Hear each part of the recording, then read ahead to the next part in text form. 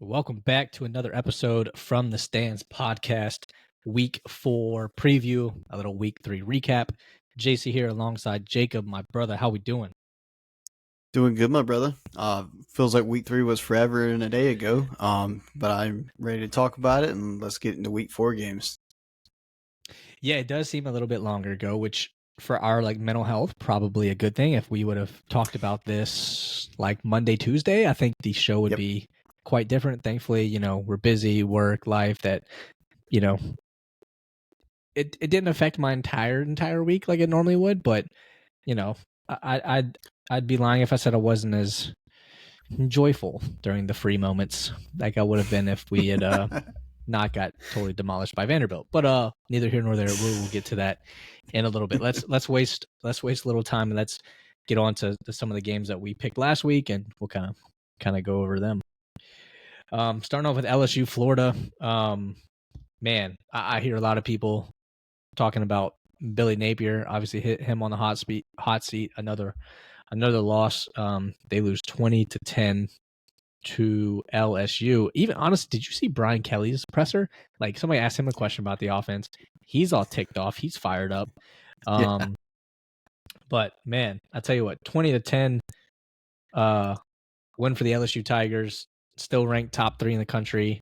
I mean, they're kind of like quietly now, I think, kind of just sitting in a good spot. Yeah, I think it's kind of come out now that Garrett Nussmeier has had like an elbow issue throughout the season so far through the first 3 games. So like that's kind of what they're pointing to as why LSU isn't like, hey, blowing out these teams and just winning these, I don't want to say close games, because Florida turned the ball over. It feels like every other chance they got with DJ Lagway throwing those 5 picks. But yeah, I mean, LSU still wins comfortably, 20-10, like you said, and it was a home game, and we'll see what Florida has left in the tank. I mean, I don't know where you go from here. 1-2 is not ideal. Especially with this schedule coming up. Like you said, Billy Napier is definitely on the hot seat. I would say fans are almost putting DJ Lagway on the hot seat with the way that the portal is and stuff. I'm not insinuating he's going to leave or something, but I mean, that's I don't want to say an abysmal performance because he still completed 33 passes and almost 300 yards, but you can't turn the ball over 5 times like that. So fan base is definitely upset at the Florida Gators right now. But LSU, like you said, just doing what they got to do to keep winning, and that'll look better than anything. So still top 3 in the country. So big game for them to win, and we'll see where Florida goes from here. Yeah, and I feel like unlike the NFL, like in-season firings don't happen as often. But I mean, we've already had Deshaun Foster at LSU get fired. Brent Key at Virginia Tech, he gets fired. Yeah. As soon as that happens, players are now eligible to enter the portal. So expect to see some movement possibly by some of those teams, but both of those teams starting 0-3. Florida's 1-2, like you said.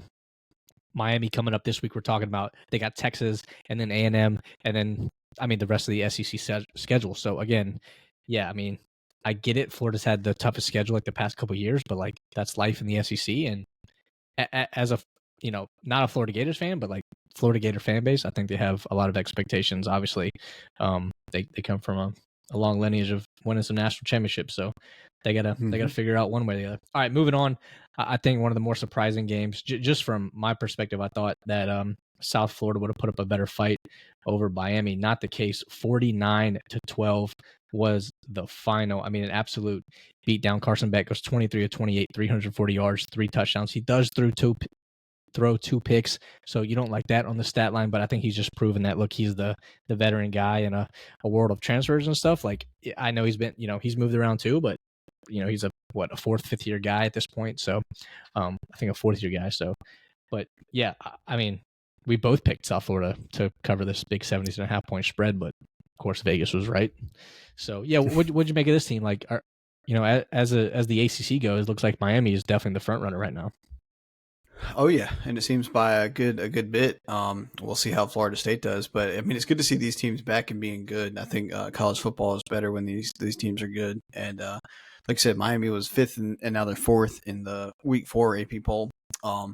So really good for Miami, good for the ACC, and Carson Beck just kind of been there, done that. People were kind of expecting him to, go for the NFL draft this past year, and he just said, "Nope, I'm gonna go play for Miami because they give me a lot of more money," and he's proven that so far. He still does the thing where he throws weird picks.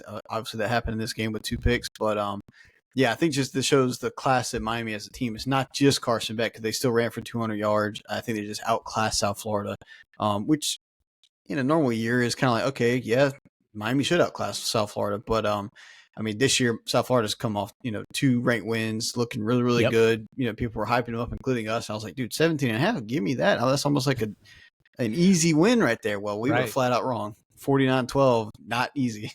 So good for the ACC, good for Miami. And, they're looking like the favorites. Yeah, I probably used the word hammered. I thought that, like you said, I thought we were getting an early Christmas gift, dude. I thought it was gonna be an easy one. Nope, not today. Right. Moving on, game day in Knoxville, Tennessee for Georgia and the Tennessee Volunteers. I tell you what, I'm glad I'm not a fan of either of these teams because it would have been, and that probably would have had a heart attack the way this one was going. Tennessee jumps out early, scores 21 points in the first quarter. I know we've said it already, but let's just put it to bed. Joey Aguilar is the better quarterback between him and Nico Imaliava. That kid played out of his mind. Georgia ended up getting done 44-41 in overtime. Tennessee misses a game-winning kick. The kicker ends up, tying it. Actually kicks pretty much the same distance, I think, maybe a couple yards longer in overtime to tie it, but Georgia ends up getting it done on the road, 44-41. I honestly, I didn't expect this to be this high scoring.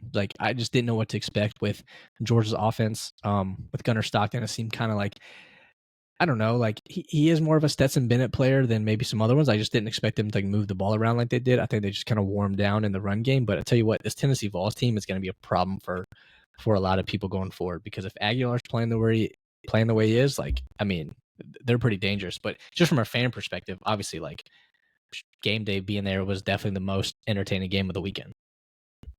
Yeah, they picked a good game to go to, and this was almost like an instant classic, in the college football game kind of scheme of things. And the spread for this one was 3.5 Georgia's way, and of course I lose that one by half a point. What's new? So betting was not fun for this game, but Forrest, just like you said, watching it as a fan, man, this was a back and forth barn burner, and Joey Aguilar looks the part. Gunnar Stockton looked pretty damn good too. So this was a fun back and forth. But you were talking about Nico Imaliava. That I think I saw a stat out something like Nico in his whole time at Tennessee never completed a pass over 20 or 25 yards. So he never had any deep down the field threat. And Joey Aguilar completed 3 of those in this game over 25 yards. So I know Tennessee fans are happy. And a little side note, it seems like UCLA, like you said, they fired their coach. They're 0-3. There's a good chance they could go 0-12 this year, and we'll see what happens with Nico. But Tennessee fans are happy to put on the show, and even though it sucks to lose a heartbreaker like this in OT and everything. But yeah, I see both of these teams. The Tennessee should not be upset they lost this game because they look really good. They were 15th and they stayed 15th in the AP poll. So that to me is perfectly fine. And anything they almost could have rose, because I was really impressed with this Tennessee team. You still were kind of like, hey, what is this Tennessee team going to look like going into this year? We're losing kind of so much, and a questionable quarterback. Well, there's no longer a question here. So, but like I said, both of these teams can easily fight for the SEC championship here. Yeah, no doubt, dude. No doubt. All right, another really entertaining game we'll get to. I did not actually get to watch this one just because I was suffering through South Carolina Vanderbilt, but that was Texas A&M Notre Dame. The Aggies traveled into South Bend to take on the old Irish there. 41-40 was the final. Now, I have a question. Did you catch the touchdown that A&M had to tie the game? I did catch the end of this game, but it felt like forever ago, so I'm trying to remember it. But so the touchdown, Marcel Reed drops back to pass. Notre Dame, I don't know if it was a linebacker or DN that came through, pretty much was going to be wide open on a hit to Marcel Reed. And if the way it looked like a running back was coming through the line of scrimmage and he got tackled from behind. It was actually a A&M player, an offensive lineman, I believe, or a running back. I don't remember who exactly, but literally just tackled the A&M rusher I'm sorry, the Notre Dame rusher who was rushing on Marcel Reed. Just straight tackled him, like grabbed him by his hips, took him to the ground. Holding? I mean, at the least, I mean, yeah, it would be holding. There's nothing, but like, I mean, the most egregious hold I've ever seen, probably.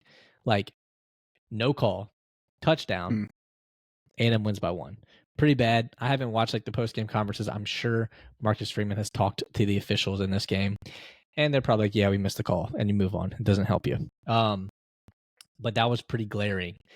But I didn't expect this to be one of the more exciting games. I thought it was going to be like whoever wins it by 10. Kind of a boring game. Right. The other interesting thing I saw is that on 58 out of the 64 snaps, CJ Carr pretty much was giving tells as if it was a run or a pass. So, oh really? Out of the shotgun, right foot in front, slightly, it was a pass play, and both feet like perpendicular, it was a run play. And again, with those setups for 58 out of the 64 plays, that's what it was, a run or a pass. Now, did A&M pick up on that? I'm not sure. If the viewers and or Twitter or X, I guess, picked up on it, I'm sure the A&M staff did. Now, did they know that going? I don't know about like previous games, but pretty apparent in that game. And that's probably a pretty easy tell, especially from somebody that's up in the booth. You know, I don't know if that was like a Connor Stallions thing or what, but I mean that gives you an advantage. Yeah, I mean you still got to stop it, but it helps to know what's coming, a la the Houston Astros. So, well, that's some pretty damn good intel right there. I did not know that, and I don't know if many people knew that before. Like now, I mean, you're teaching people these things, so that's pretty good. That's what we're here to do, man. Exactly. I mean, CJ Carr is a freshman, so he's got to learn these things. But yeah, this was a crazy good game, and the big surprise to me was that it was Marcel Reed carrying A&M, which we knew could happen, but we thought he would be on the ground with his legs. Right. He's normally known to be a really good runner, and we thought he'd have over 100 some yards on the ground if A&M won this game, but it was through the air, right? 360 yards to the air. So I think Marcel Reed kind of like Joey Aguilar kind of arrived this weekend, and A&M looks to be pretty good. And Notre Dame they're 0-2 on the season. They had that one bye week early in the season, kind of weird, but they're 8th in the country before this, and then they take this home loss by 1 point. They dropped to 24. I know some people are mad about that. I completely understand that, but like we just talked about with Tennessee, they lost at home by 3 to a really good Georgia team. And it's like, okay, well, I kind of understand they looked pretty good. Notre Dame kind of looked maybe still, but I mean, I still see why they're still ranked. They dropped from 8 to 24, but I mean they're still right there, and they could win out the rest of the way. And then it's like, okay, that makes a lot more sense. But I mean, I think this A&M team pretty good too. I think Notre Dame probably will win out, and then we're gonna have this 10-2 discussion about a playoff team. I think what bothered, it just, I mean, I guess I get it. Like Tennessee's 2-1. Like, who have they played in those 2 games? Like, I mean, they beat Syracuse, so at least they've won. So like, does Notre Dame play 2 more cupcakes and then they lose these games and they're ranked? But like, it's just really tough to look at a top 25 and you're telling me that an 0-2 team is 24th in the country when there's a lot of teams behind them that have won more games. I mean, a lot of teams. Now, a good chunk of those are also undefeated. So like, I don't know. Again, now with the internet and stuff, everyone's coming out with all the AP because they will show you who each AP voter votes for. And I tell you what, these people do not know anything about football and or they don't watch football. Some people still had Notre Dame in the top 10. Some people still had South Carolina in the top 10. So I'm like, this is how bad like people like just don't pay attention. Again, do I care about the AP poll? In theory, no, but in practice, I have to because the college football, until they tell me otherwise, when the CFP comes out, the CFP rankings, they say, well, they've won this many ranked games, and that's only based on the AP poll. So for something that's so just egregious, I think with how these voters go, like it's obviously it has some merit to it, and even if the CFP says, oh, we don't, like probably kind of human tendency to be like, well, this team was ranked, like somebody ranked them. And I get the AP's like taking the average. But if you got half of these people that don't even know what they're voting for, or they just really don't care, I don't know, man. Give the vote to some people that actually like watch football. That's all No, I'm yeah, asking. I totally agree. And when it comes to playoff, I mean, how many actual people are on the committee? It's like 8, 10, 12, somewhere around in there. Why do we have whatever it is, like 500 different AP voters? Like, we don't need all these voters. You know Right. what I'm saying? Right. So, like, just narrow it down to people, pay them a full freaking salary or whatever the case is, like, and make them watch all these games and come to like just give it to a committee from week one or whatever the case may be. I mean, this is another conversation for Yeah. a whole nother podcast, but no, Right. I'm with you, man. But yeah, Notre Dame from here has kind of got a uphill battle. Not necessarily with the schedule. They have like Boise State left, USC, Navy at Pitt late in the year. So the schedule is kind of light, but they can't afford to lose any, and they like you said, they almost have to look really, really good and blow Yep. out some of these teams, including like a USC, try to win by 2 or 3 scores. Same with Boise State, and really look good. And then it's still an uphill battle because dropping in 24. I mean, even if they win out, these are not super impressive wins they may have. So they're going to have a slow climb. It depends on what happens in front of them because they don't have a conference championship game. So it's kind of an uphill battle for them. But hey, they can do it. Yeah, and I'll talk about the rankings leading to this next game. I kind of have twofold, honestly, on both sides. Number 11, South Carolina hosted Vanderbilt. 31-7 was the final. Vandy absolutely demolishing us at home. Not fun. They beat Vautech the week prior, 44-20, scoring 34 unanswered in the second half. They beat South Carolina in a hostile environment at night, 31-7, and they move up to 20th. I think it's pretty disrespectful. Florida State beats Alabama first week. I get Bama was top 10 at the time. They win one game and they move up all the way to 14th. So it's like, I don't know. I think Vanderbilt deserves some respect. On the flip side of that, South Carolina's 11. We lose our starting quarterback. He doesn't play the entire second half. And at that point in the game, it was 14-7. Like, would we have won the game? I can't say that for sure. We weren't playing great as it is, but it was still 14-7 with, I think, one of the best quarterbacks in the country. He goes out and we get blown out 31-7. And then we're just totally dropped out. Again, do I really care about it? No, but I kind of almost have to, based on obviously the CFP voters. But with that being said, let's get right into it. I do give Vanderbilt a lot of credit. Like, people kept talking about the 16 game winning streak that Carolina had, which is like, I never really thought about it because it's Vandy, and Vandy's been Vandy for a long time. So in the back of my head, I'm like, I wish we stop talking about the streak because, like, and it really wasn't even South Carolina people talking about it as so much from the outside. But I'm like, this is how like we get jinxed and all this stuff. Anyway, but Vander came into a very hostile environment. Offense looked great. I mean, the motions and stuff, the reads that they were running with Pavia, very, very difficult to stop. To jump ahead to the second half, they absolutely gashed us on the ground. Like, defense looked pretty bad. Like, they beat us up front, which like can't happen. But again, I guess my biggest thing, which flipped the momentum. We go down the second time. I think it's still probably 14-7 at this point. Maybe 7-all. And we run a little, we're like at the 15-20, we run a little seam route with the tight end. He pretty much wide open, probably would have scored. But the one D tackle, the one guy they had on line pretty much dropped back and picked it off. A great defensive play. That took away a lot of momentum. But then fast forward to the reason Sellers was out. He gets hit, and honestly didn't look that bad, but he gets hit in the head. He goes down. I think somebody on X said like a minute and 39 seconds goes by, right? Between the time he goes out to the time we're about to run in the next play. During this time, Beamer's asking, because his quarterback gets up wobbly, is asking the officials to look at the play. That does not happen. They don't look at the play. Luke Doty comes in, first play. He drops back to throw, throws it over the middle. Nick Harper catches it. He's got one guy to beat, which is the deep safety. Was he going to beat him? 50-50, maybe 60-40. He's very fast. If he didn't beat him, he at least probably would have put in like a 40, 50-yard gain. Yeah. When he catches the ball, whistles get blown. Play's dead. Rightfully so. Beamer loses his ever-loving mind, which, like, I was losing my mind. So, like, to me, that just can't happen. Like, in all the ways the targeting stuff, no one looks at a play. Now you decide to blow it dead. Like, what were you guys doing in that 2 minutes? Like, bathroom break for the freaking replay crew up there? Again, would that have made the difference in the game? Hard to tell. But if Sellers goes out and Doty throws a rope, which he did over the middle, we score a touchdown, and it's 14-14 going to the half, it's a different ball game. We have the momentum. Like, again, the defense didn't play great the second half. Like, I'm not saying it's just like frustrating to like these stupid little things with the refs. Not the first time we've had issues with the refs, obviously this year. But yeah, South Carolina did not look good on defense. Again, them gashing us on the ground second half can't happen. So we got a tough test coming up that we'll talk about, at Missouri this weekend. But yeah, disappointing. Very disappointing. Saturday was rough. Saturday was rough. Yes, it was. That's actually a good point that I didn't really think about that you laid out pretty well there. I remember texting y'all in the group chat about that. I was like, darn, what the heck are they doing stopping the play mid-play? Because, dude, my favorite quarterback, Luke Doty, just threw a touchdown to Nick Carver. Yeah, I know. Yeah.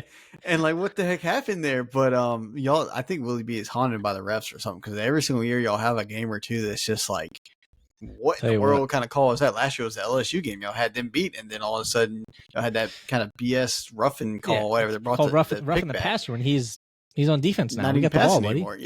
Yeah, exactly. Yeah. So there's like something going on with, I think, Willie B and the refs. Something ain't right there. But yeah, I mean, that I honestly, I totally agree with you. That was like a turning point in the game where it just felt like everything just went Vanderbilt's way after that. Yeah. And hey, credit to Vanderbilt. I think they've turned that program around, whether it's just Diego Pavia or it's the whole team itself. Really turned that program around. So really good to see Vanderbilt doing good after years and years of not doing great. And this was a decent South Carolina team. I feel sure you especially and every other South Carolina fan are begging to have this game redone with a healthy Lenora Sellers, and it would be a different story. But yeah, that certainly does not look good. And obviously dropping from 11th to out of the top 25. Kind of warranted. Being at home, being a night game, and Vanderbilt walks in there and does that to you. So circumstances, not great, but hey, I mean, give credit to Vanderbilt and what they did and what they were able to accomplish at South Carolina. So it burns, but hey, you got next week, right? That's all you can do. It's only one loss, and that's what I keep telling myself about another team. Yeah, that's true. It is only one loss. Well, you know what? Let's before we get to that one, let's do Ole Miss Arkansas real quick, and then we'll cover Clemson Georgia Tech. All right. Ole Miss 7.5-point favorites over Arkansas. Jacob actually picked. Jacob, you picked Arkansas Ole Miss plus 7.5, and I picked Ole Miss, huh? Yep. So, that's good. Yep. I love how that works. Yep. But yeah, Ole Miss handled business 41-35. Shout out to Arkansas. I mean, this was a year. I mean, you talking about people in the hot seat. Sam Pittman was one of those guys, probably top 5 in a lot of people's lists. Alongside Billy Napier. So for them to only lose by 6 to this Ole Miss team, Taylor Green's a really good quarterback. 41-35. I think Arkansas. And look, Arkansas plays Notre Dame. I don't know if it's. I think it's next week. Week 5, I believe. And it's in Arkansas. Soon. Yeah. So it's the 27th. Yep. Like you were talking about, Notre Dame can't really afford to lose another game, and I know you mentioned the Arkansas game. Like I would be very wary if you're an Irish fan going down there to the old Pig Suey country and worrying about the Razorbacks. But Pig Suey, yeah.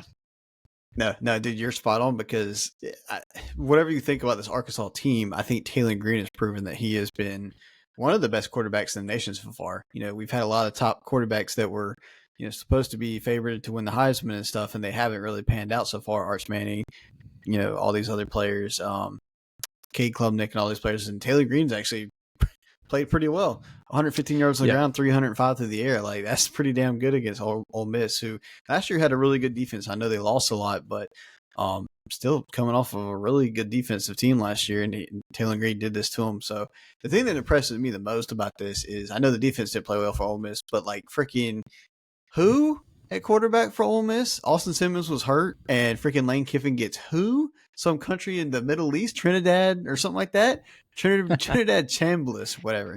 Like, the dude balled out 21-29, 353, and a touchdown. Like, okay, and 62 more on the ground. Like, okay, I guess, Lane Kiffin could do it with anybody. So I think Austin Simmons will be back next week and be, healthy. But, I mean, shoot.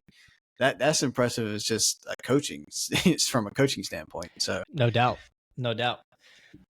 All right, moving on to the other tough game of the weekend for you, buddy. Clemson going to Georgia Tech. It's a noon kick. Clemson coming in ranked number 12. Georgia Tech with no timeouts runs a play with like 16 seconds left. Don't do Run it. The field goal team out, 55-yarder. Nope. It goes right.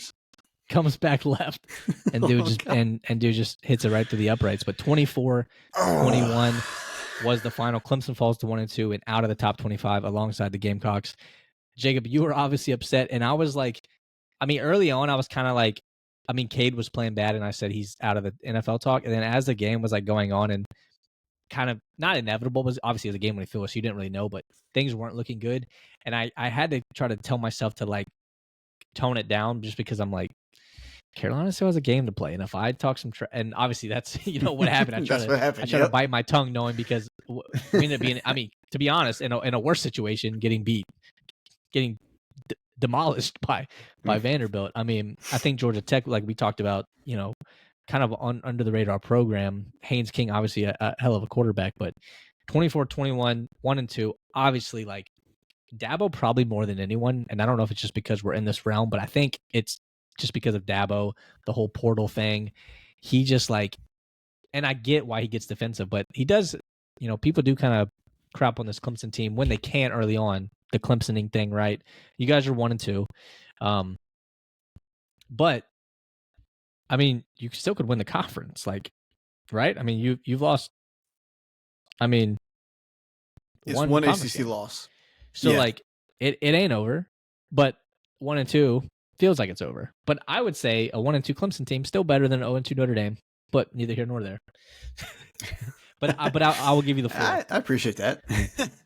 Yeah, dude, it's painful to watch that. Just literally sitting there watching the clock tick down and just watching them jog on the field, and then like you said, just watch it go right and then come back left, and then they storm the field. It kind of just feels like, honestly, the best way I can describe it is just it's 2023 all over again. Just one score losses, just turnovers, just things not gelling, not looking right, dropping passes, just a bunch of the small stuff just doesn't seem to work. And when that happens, it just comes together and it looks so bad. And again, we deserve to fall out from 12th to wherever the hell we are. Not even in the top 25. We deserve it. And maybe I'll wake this team up. Maybe I'll wake Dabo up, make some adjustments and stuff. It's just super frustrating because it just feels like it's here we go again with 2023, and then it's like, well, Dabo himself said that, hey, why can't we be the first 16-0 team, to ever be in college football history? And he said that right before the season started, and here we are, 1-2, not ideal. And yeah, like you said, just Cade just hasn't looked like himself, and just running the ball. We ran the ball for a decent amount, 174 against this team, the Georgia Tech team, and that's the thing that's so crazy is we kept this game close, just like we did the LSU game. It wasn't pretty, but here we are, yet another one-score loss, and it doesn't matter because at the end of the day, you get a win or a loss, and a loss does not help you, and that's what happened here. It was a fat loss, even though it was just by 3. And I think the Georgia Tech team has made improvements, and Haynes King is carrying this team. They're 3-0. They're a decent team. I think, what are they ranked going into this week? 12th, I believe. No, that's where we were last week. They're 18th going into this week. Oh, I'm sorry. You're right. Yep. So it's like, hey, good loss, I guess, just like LSU's third in the nation. So we have 2, like, quote, good losses by 1 score. But it just don't feel right. It don't look right, especially with the expectations that there were going into this. One thing I will say from a football perspective, normally a team, it feels like, hey, the best player on your team is normally your quarterback, and the most important player on your team is the quarterback. And don't get me wrong, Cade is not playing up to his expectations, but we also have freaking Antonio Williams out. He basically went out the very first drive of the LSU game, so the very first drive of the season with a hamstring. Yep. Hasn't been back yet, and there are 1-to-1 like stats about when he's playing, we're 10 points better as a team over like certain number of games. Like with Antonio Williams playing, here's the stats: 34.2 points per game, and without him, 24.3. We get 60 more yards per game when he's playing, and 60 less when he's not. And like we average another touchdown through the air when he's playing, and when he's not, just 1. So obviously, it seems like he's actually the key to this offense, however that is. And that's crazy because we actually have really good receivers. Bryant Wesco has been a freaking stud so far this year. 7 catches, 126 in this game. We still have TJ Moore. We have Tyler Brown. We have Cole Turner. We have some really good receivers behind him, but like, I guess it just runs through Antonio Williams. You got to have Wesco and Antonio Williams on the field because, I mean, tight end. We just don't have that number one tight end that's the big receiver down the field. And I guess it has to be Antonio Williams. I'm not going to say it's just on that because really it comes down to, again, coaching and Cade Klubnik and this defense and stuff. But I mean, I'm just really looking forward to see maybe we can click when Antonio Williams gets back. So maybe on the field that'll help win these 1-score games, and that's very frustrating. But yeah, I feel sure you saw the Dabo press conference and you heard it. Yeah. I not the entire thing, but a good chunk of it. I got you. I'll just give you a quick quote from this game. Dabo said, "So if they want me gone, if they're tired of winning, they can send me on the way. All I've done is win. So if they're tired of winning, we won this league 8 out of the last 10 years. Is that not good?" And I think that was an unprovoked answer to a question that wasn't asked. And so Dabo was getting super defensive before anybody even got after him about that. And because he knows what's coming. Tyler from Spartanburg, here we go again. It just feels like, something just is not right. And the Clemson fans are obviously upset by it. Which way do I sit on it? I think Dabo, after 2023 and having several years of, just not up to the Clemson standard of, 2016 and 2018 of making the national championship, it does hurt. But hey, what is this program without Dabo? Like, if Dabo left right now, are we still a 9-win every single season? Like, we still winning 9 games without him? I don't know if that's true. So, like, we weren't winning 9 games a year before him. Not consistently. Exactly. And it's just something is not right, obviously, and we want it to be right. And that's why I think we get after Dabo, because he's the head coach. He gets all the blame. That's what any head coach gets. But up to our first 1-2 start for the first time in 11 years, obviously not good. And one of the biggest damning stats, I guess, towards Dabo and why people are getting after him is, like, I saw this one. Since our ACC championship win in 2020, Clemson is 15-17 against teams with winning records. That's where our frustration comes from. That's tough. That's really tough after years of losing 1 game a year, or the undefeated season in 2018. Like, that's what we just crave, and we want that back. And we've made the right quote hires and stuff, and the team is back with all those returning talent. But it just doesn't seem like it's going to click. And I don't know if it'll suddenly click when Antonio Williams gets back, or if we make some adjustments on offense, because 24 points for holding Haynes King to 24 points, I'm happy with that. Just like holding LSU to 17, I'm happy with that. We could do a little bit better because his defense is capable of that, but it's on the offense basically. So I'm looking at Cade and I'm looking at Garrett Riley, and then ultimately I'm looking at Dabo. And that needs to change, because a Clemson team from years and years and years ago would be scoring 40 points a game, 50 points a game without blinking. And that's what we're missing, and that's what I'm looking forward to in these coming weeks. I'm off my soapbox now. No, I mean, that's true. Like, you talk about the defense, and people expected this offense to be humming. Klubnik in the Heisman Trophy conversation. Obviously, like, you guys start off, don't score a lot of points with LSU. It's LSU. That's a little bit different. The Troy game, that started off very slow. And now this one, you're not scoring over 20. Like, you're right. Like, if you guys scored 25 points, you guys have won. You guys are undefeated. I mean, it just is what it is. And for you guys not to do that, is Antonio, like, I think Antonio Williams being out is a big deal because he is your best playmaker. Does that make up for everything? Like, does that make up for what I assume to be a lot of Cade's shortcomings this year? No. I think it would help. Absolutely. Like, there's no denying, like, when one of your main guys is out. But again, to your point, you guys have a lot of other very talented guys. It's not like we just got a bunch of freshmen that have never played and they're in, like, no, like, you guys got guys, like, top recruit guys. So that should not be an excuse, at least from, like, an entire team point of view. Like, it's definitely a factor, but that's why, there's something else going on, whether it's the run game or it's the play calling or it's like Cade, like, I don't know exactly what it is. And I think that's probably what's frustrating as a Clemson fan, because again, with all these returning guys coming into the year, rightfully so, you guys had very, very, very high expectations. You guys might just do what Notre Dame's about to do, and you guys might run the table and go 10-2 again, and then what are we even talking about? And now you're winning an ACC and you're in the playoff.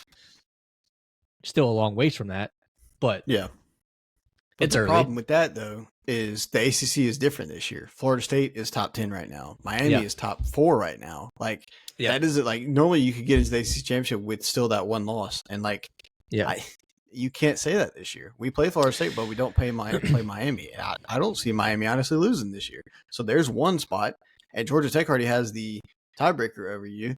I mean, like that's the problem. So we almost have to get that at large bid, and we have to start crushing teams. So yeah, that's true. That's true. Yeah, it's gonna be interesting. All right, man. Well, that wraps up the week 3 preview. Why don't you go ahead and give us the totals for our we pick against the spread every week. Give us our totals for the week and totals for the season. Yes, sir. So week 3, I actually won this week somehow. Look at me go. 4-3 for this week. We picked 7 games, and I went 4-3, and you went 3-4. So you did not have a terrible week, but hey, not great. I'll take a win when I can get one. So that brings up our totals. You're still in first place after 3 weeks. You are 10-11, and I am right behind you, 1 game back at 9-12. Close one. It's a close one. Yeah, it's gonna stay close all year. I don't think this week's getting any easier though. That's for sure. With what we got on the slate. No, definitely like some half-point games, and I'm probably gonna pick the wrong half on, and lose that one too, just like last week. No doubt. Well, speaking of the over/under, you know what else you need an over/under in? Golf. Over par, Golf. under par. That leads us right into our sponsor, East Coast Golf. Go to eastcoastgolf.us, subscribe via email, get 10% off your first order. East Coast Golf, premium golf apparel, hats, polos, accessories. Jacob's got the sticker as always. Appreciate that partnership. All right, Jacob. Week 4, we got 7 of the best games in the top 25. I take that back. Technically 6, and we're going to cover Clemson, Syracuse. That'll be an unranked game that we'll talk about as well. We just happen to be playing a ranked opponent this year, buddy. So I would have mentioned us too. I'm right there with you, buddy. I know we're 2-1, but I feel like we're 1-2 after last week. Yeah. All right, let's get into it. Number 4, Miami hosting Florida, 7:30 kick on ABC. Miami 7.5 point favorites. Jacob, I'll start with this. Did not think I would say this because every single year we've done this podcast, I don't like these legacy teams that get ranked high in the top 25 because of their name. Miami, Notre Dame, USC. What are we doing? But guess what? Miami proven so far they're the real deal. So I'm going to take Miami to 7.5. I do not trust Lagway right now. I don't trust Florida right now. I'm not calling for Napier's job. Get him through the season. Like, you think it's bad now? Like, if you lose your head coach in the middle of the year, like it's going to go off the rails. So, yeah. But right now, until Florida proves me otherwise, I'm going to take Miami in the 7.5. Miami's offense is pretty surprising. So give me the Hurricanes.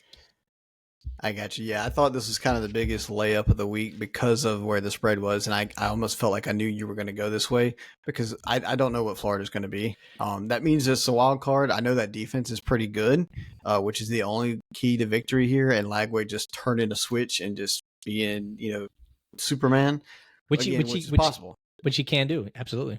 Right, so that's why I think the spread is where it's at because there's always like around 3-point implied, home field advantage. So that means that on a neutral field, Miami is only 4.5 points better than Florida. Like, kind of, don't necessarily agree with that right now the way it's going because turning the ball over sometimes is chronic and it just happens every single week. And Lagway throwing 5 picks, like not many quarterbacks that do that. And easily could do that against Miami, who's got a really good defense, including a really good secondary. So only 7.5 for Miami to cover. This could be one of those games. It could be a 7-point game, and I'll lose by half a point. But I'm pretty confident to say that Miami's going to win this, and I'm kind of confident they're going to cover that 7.5. So give me Miami minus 7.5. There we go. We agree on the first one. All right, second game. Number 9, Illinois, probably the least talked about top 10 team in the entire country. The Illini traveling to number 19, Indiana. This is a 7:30 kick on NBC. Indiana, 5.5 point favorites. A little surprising. Vegas, again, knows pretty much more than anyone. So I guess who am I to argue? But again, Luke Altmaier, I said this a few weeks ago. I trust him more. The experience, I feel like he's played college football for 12 years, it seems like. We got a lot of those guys that are damn near close to it. But give me the Fighting Illini. I think that 5.5 points. I think they solidify their place in the top 10. Yes, sir. I again agree with you there. I was really surprised by this spread when I saw it, and I don't know if it's just based on Indiana scored 73 last week against Indiana State. We were talking about this pre-pod. It's like, well, who the heck is Indiana State? They don't have anybody. I don't know anything about. I didn't know they had a football team, but they got trounced by Indiana last week, and I guess that's where this is coming from. Don't get me wrong, Indiana's a good team, but I think Illinois has proven they're ninth in the country. So I think they've kind of proven, hey, they're for real this year. And they smacked Western Michigan 38-0 last week, which is actually a football team. So I really like Luke Altmaier in this. I know Mendoza's played really well for Indiana so far. I don't want to say that I don't think that Illinois is going to win this game, but I mean, you're going to give me, what is it, 5.5? Like for Illinois to at least cover. Like I've got to take that for them to at least cover. So, and personally, like I said, if I was doing money line, I feel like I got to go fight Illini here as well. So, because they feel like they've proven more to me than Indiana has. These are both really improved teams since 4 years ago, whatever. But I just feel like I have a little bit more belief in Brett Bielema and the Illinois squad. No doubt. I mean, Larry Bird would absolutely hate the fact that you took a shot at his alma mater in Indiana State, but I don't think Larry Bird listened to this. I bet you old Larry Legend was pretty good at the football too, but that's something I am not sure of. Real quick, where is game day this week? Is it Michigan, Nebraska, or is it? That is a good question. I feel like it is Michigan, Nebraska, but I'm not 100% sure. I as we're talking, I'm like, I normally know where game day's at, and now looking at like, could be in Auburn, could be at Texas Tech. Like I don't even know. I feel like we're normally stand by. I'll find that out for you. All right, cool. Well, while you're doing that, we'll move on to the next one. Number 11, Oklahoma. They're hosting Auburn. Jackson Arnold returning home to Norman. 3:30 kick on ABC.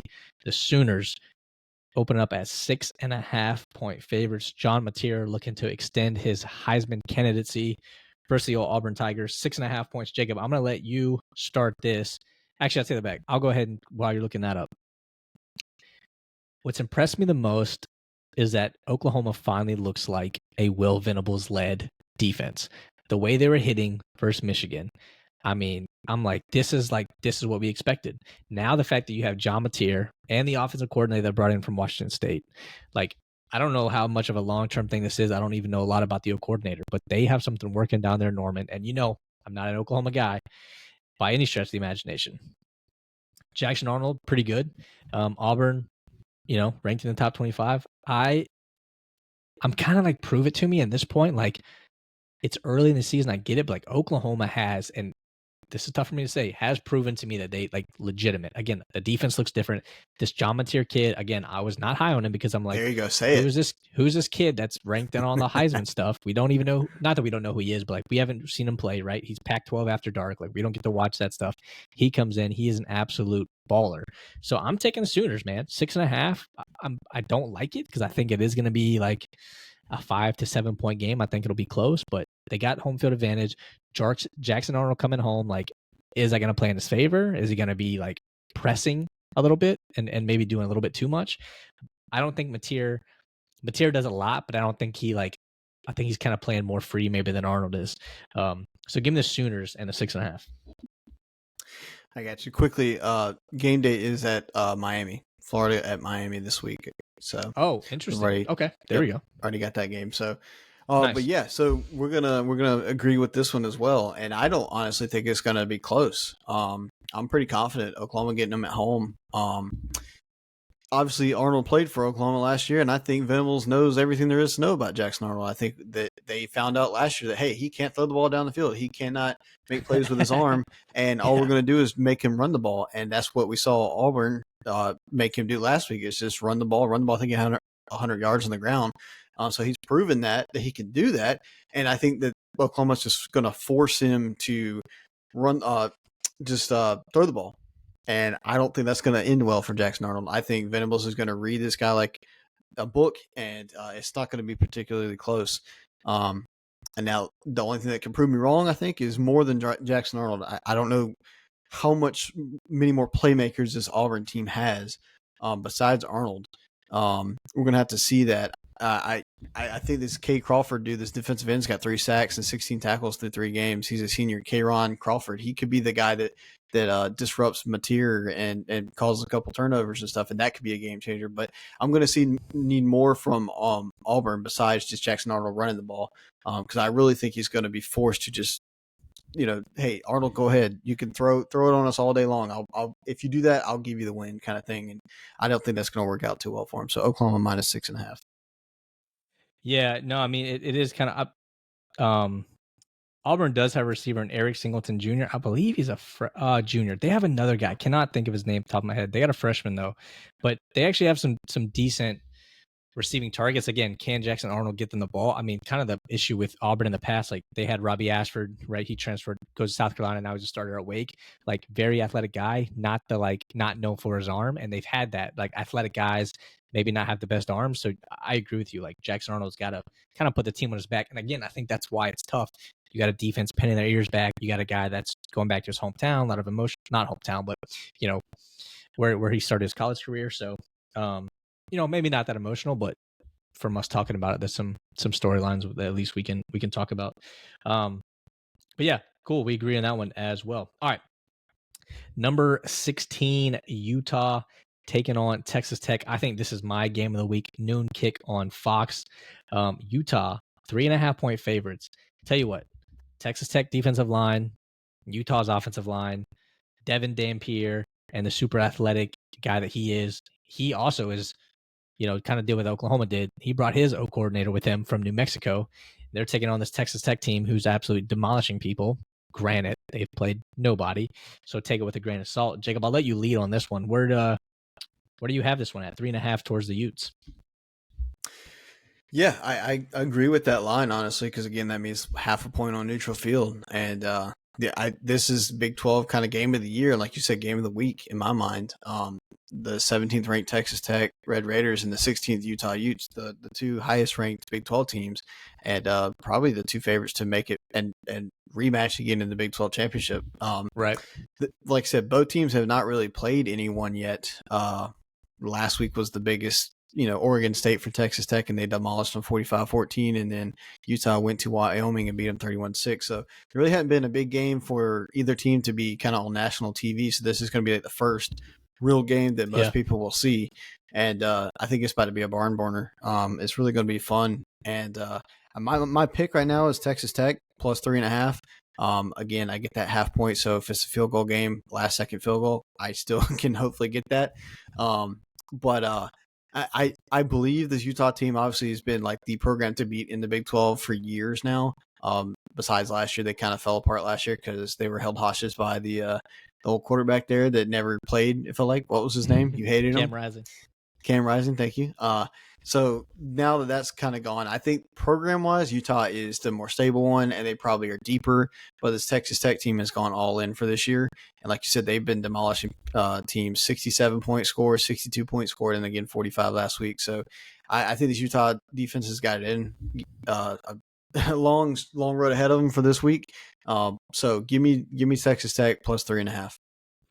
Yeah, this one is tough for me, man, because that it's 3.5. I think I do want to lean Tech the 3.5. The thing is, my preseason prediction is Utah winning the Big 12 over Iowa State, and the best way to do that is to obviously win this game, a big matchup in the Big 12.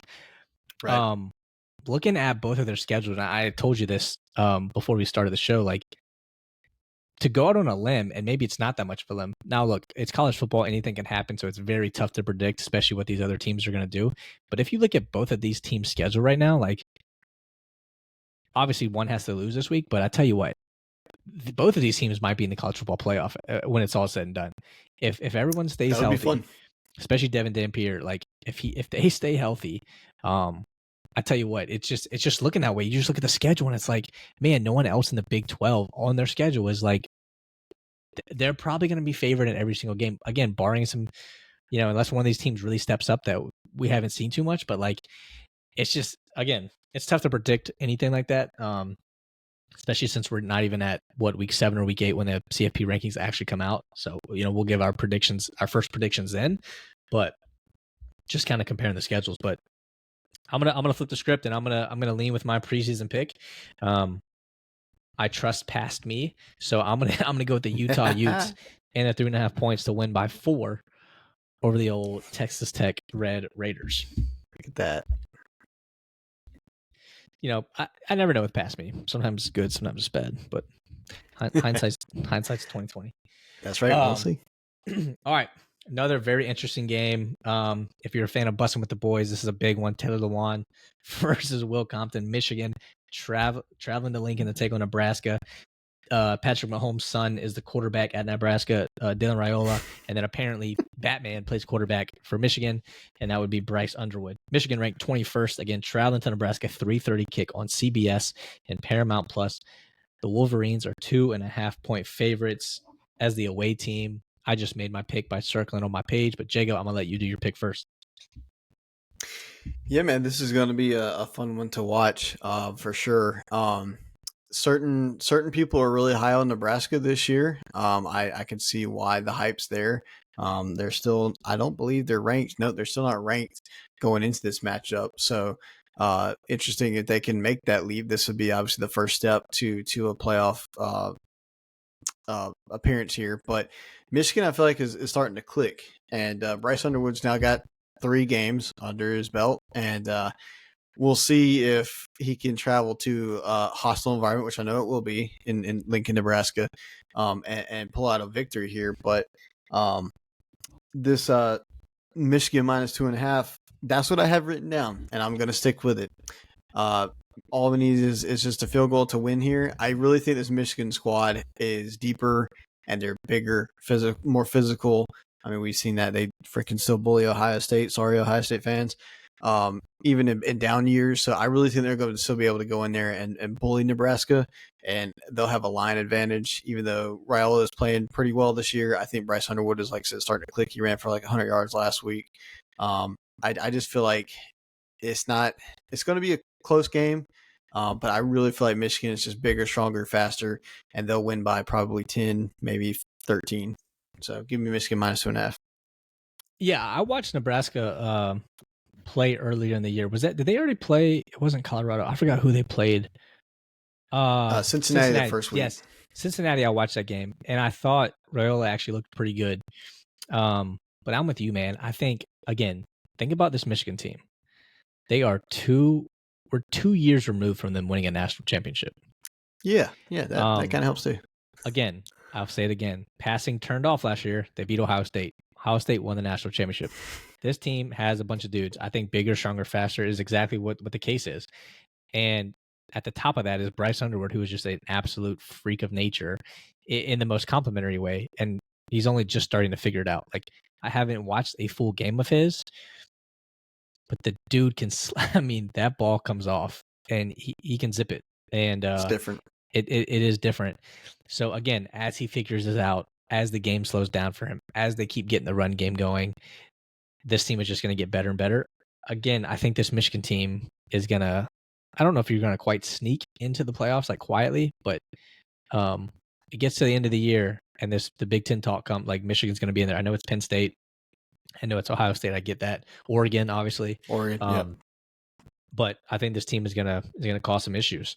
And again, they've had a lot going on. The Connor Stallions thing, the Jim Harbaugh, Sherrone Moore's been out. Like, but they still find a way to keep winning games. So I think this team's got a lot to play for. So give me a Wolverines, man, and we'll agree on another one here. Yep. All right. Here we go. Number 23, Missouri, hosting South Carolina. This is the Mayor's Cup, Columbia, South Carolina to Missouri. I'm sorry, to Columbia, Missouri. It's a 7:00 kick on ESPN. Missouri, 10.5-point favorites over the Gamecocks. Lenore Sellers is currently questionable. Now, Beamer's been petty in the past about other coaches saying things to him. Look up Kentucky, Bob Stoops, the whole sunglass thing. I did not know this until this week, but apparently last year, I'm going to blank on his name, but Missouri's quarterback was listed as questionable all week long. Brady Cook, questionable all week long. No problems during the game at all. Obviously, Lenore Sellers, like, legit, like, concussion. We don't know what's happening. Beamer said on his press conference that normally if you don't practice Tuesday, Wednesday, like the main days they really practice, like you're probably not playing. It looks like reports are leaning that Lenore Sellers is going to play. So now, is Beamer kind of keeping the cards close to him? Is he questionable and he's really ready to ramp up and get out and go? Is he absolutely not playing and we're game plan for someone else? Like, or is Missouri having a game? Like, it might just be making them game plan for someone else. So, but for our sake, I really hope Lenore Sellers, because I'll tell you what, Bo Pribolu, however you say his last name, came from Penn State. This dude can absolutely sling it. Not only that, they're running backs. The starter, I'm going to blank on his name, but he came from Louisiana Monroe. This guy, I mean, they ran for like over 300 yards as a team last week. They are looking very good. Nothing scares me more than like the Missouri's always been solid. Obviously, last year we put out a win, last second really win. But I've always said this place is haunted for a very long time. It's not it is a night game, right? What did I say, 7:00? Gosh, man, at 3 o'clock, 3 o'clock, I feel a lot better. But the ghosts around this place spooky start coming out. And I'm on record saying that. So I'm really hoping this could go bad. Like if we play like we did last week, we're gonna lose 40. It's gonna look like Oregon, Oklahoma State. And again, I said you cannot be a Power 4 team and lose by 70 points to another Power 4 team. You just can't do it. But I'm a homer. I'm a Gamecock. Lenore Sellers is hopefully playing. So give me the Gamecocks in the 10.5 because we need a win, because if we're going to the playoffs, we need to be 3-1, and we need every little AP voter to put us back in the top 25. So when the dummies at the CFP committee can be like, oh my God, they're ranked. That's where I'm at right now. So give me the Gamecocks, 10.5. We got to play well though. There we go. No, I agree. This place is haunted, and that running back's name is Ahmad Hardy. Dude, yes, balling out so far. He's got 462 yards on the ground and 5 touchdowns so far this year. So, yeah, when I first looked at this, I was like, okay, I feel like South Carolina can bounce back. And then I saw the spread. I'm like, okay, 10.5. Okay, yeah, they bounce back. Yeah, 10.5. I feel like they could cover. And then I remembered how bad this weekend was for the both of us. And I remembered the final score, 31-7. And I remembered how down your team was and how frustrated they were. And now they got to turn right around after losing at home at night and then go play a game that they, no offense, normally don't win because, like you said, this place is haunted. Y'all haven't had any luck here. And then I'm like, okay, 10.5, that still is a lot though. And I originally wrote down South Carolina plus 10.5, but I'm like, okay. Then you started talking, you kind of talked me back into it. Like, I'm taking Missouri because I need South Carolina to prove it to me. After the way they looked, and like I said, Sellers may not even be 100%. That's no fault to his. Concussion is nasty. Don't want to ever have to deal with another one. And it's just not, it's not a good spot, I don't think, for y'all. Especially like you said, the running back's been going off. This team is just now ranked, so they're getting on the national stage. You talked about that quarterback, Pribula, I believe his name is, Bo Pribula, which is an awesome name. He did play at Penn State. He backed up, what's his name at Penn State? So Drew Aller. So like this dude is 6'2", 212. Like this is not some random guy, and he's had a pretty good start to the season. And it's just not a good spot for y'all, unfortunately. So I'm going to have to take Missouri to cover the 10.5. Not that I want that to happen, but it's a big spread. I got to get the picks right. Got to get the pick right. So, that's what it's for. I get it. Well, speaking of getting the picks right, going to our next game and our last game that we'll cover, jumping out of the top 25 for a second. Syracuse traveling to Clemson. You guys get a home game, much needed 12 o'clock kick on ESPN. Thank God it's not the CW because that would have been hilarious. No, Clemson opens up as 17.5 point favorites. Sorry, future me gets ahead of himself sometimes. 17.5 point favorites over the Orange.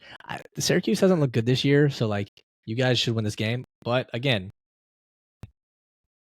like if you guys start off fast, I think you get. But if you guys start off slow, like the Troy game, and here we are again versus Syracuse at home, all the rumblings, right? And then people start pressing, and now everyone's frustrated, and like it's just not going to be a good look. I think 17.5 is a lot of points versus a conference opponent, considering that you guys are 1-2.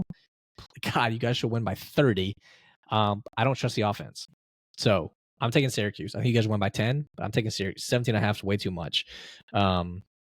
So give me the Orange. And I feel like you may also pick the Orange because you're still picking the color orange, and in theory, you would be picking on the right side.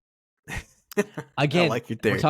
we're talking about you want to win the points thing, you know. You want to get your picks right. For sure. Yeah, no, I am actually doing the same thing you are. I'm taking the Syracuse Orange plus Really? 17.5. No yes, way. I am, because no way. Obviously that still gives us the opportunity to win the game outright. And I'll still be happy with the win right now. You know, we need a couple more of those. So you can win twice. You win the game and you win the spread. I like the way you think. Exactly. I could see us winning by 14. I could see us winning by 16. We miss an extra point, something like that. Like, there's just bullshit happening with this team this year. You got at least one good thing going for you. I don't think you've butchered a bunch of kicks. I know, right? You think, right? But hey, I mean, 2023 is what I said earlier. That's what happened a lot that year too. We lost. If you guys score a touchdown on your first drive and shank the field goal, you're going to lose your ever-loving mind.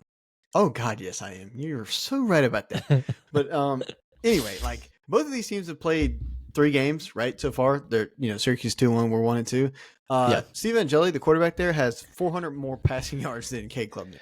I understand that they may have played lesser competition than we have, but like, that's not ideal. Cade was like top 2-3 in the Heisman, and Steve Angeli was like some nobody, and that's a problem. I came from Notre Dame.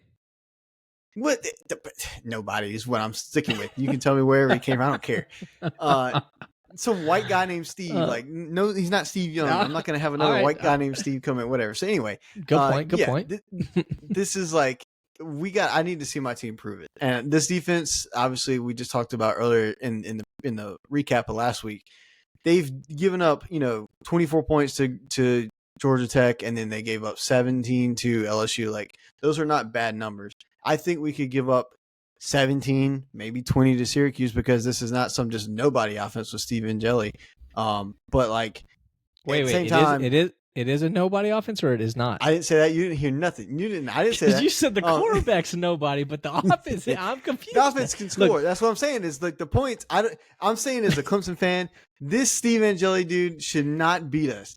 But I know when I'm going to see Saturday, because that's why I pointed out, hey, he's already thrown for 400 more yards than Cade. So I'm conflicted. Yes, I'm conflicted. That is the Clemson fan. What? I was already going to say you confuse the football gods by picking Cuse over your team, but now with that statement, you've really confused them. That is the Clemson mindset right now. Yeah, but because of that, they're gonna be like, you know what? Let's give them this one. Yeah. Then I'm gonna get the win, but I'm gonna win by 20, so I don't get the pick right. That's how this whole thing works. I'm saying you're getting both right. I think the gods are gonna be on your side. We'll see, but yeah, it would be fun if you guys win by 40 and you lose. yeah, I'd be happy, but then I got the pick wrong, so whatever. But oh man, I need to see obviously this Clemson team go out there and I can't right now pick them to win by more than 17.5 right now. If they do it, I'll be beyond happy. But we're just with the way the Syracuse offense has been able to score, putting up those yards so far. Again, I know who they've possibly played, but I just need to see this Clemson team go out there and do it for once instead of just talk about it and say that it'll happen. I just want to see it. Then they can say, okay, yep, here we go. Now we're trending up where we can win the rest of these games. And like I said, I haven't heard if Antonio Williams is going to be cleared for this week or not. I don't want to necessarily rush him back, but hey, we need you, buddy. So if he is available, let's get him out there, and we'll see where the rest of the season goes for the Clemson Tigers. I just want to applaud your professionalism for taking such an unbiased approach to picking this game. Yep. I picked y'all against y'all, from Missouri, so I had to do the same here. I picked against Clemson Tigers. This past weekend was pure misery for the both of us. So why would I pick either one of our teams? You know what? I should change mine. But again, I am like to my detriment, an eternal optimist when it comes to the Gamecocks, and forever will be. And again, it is a downfall. It is a character flaw. I get it. But you know what? This is just who I am, and it's not going to change because it hasn't yet. Amen to that, brother. So you know what? It doesn't matter. You just got to roll with it. So that's what we're doing. Let's do it. All right, man. Well, I can't believe we're already 4 weeks almost into the season, but it seems like it's just starting to heat up. Who knows who's winning the Heisman? Who knows who's winning the conferences? The top 25 screwed up. We got people voting for teams that aren't even playing. It doesn't even matter. It's crazy. It's chaos. It's college football. It's why we love it. Appreciate you, brother, and we'll see you on the next one. Yes, sir. Appreciate you. See you.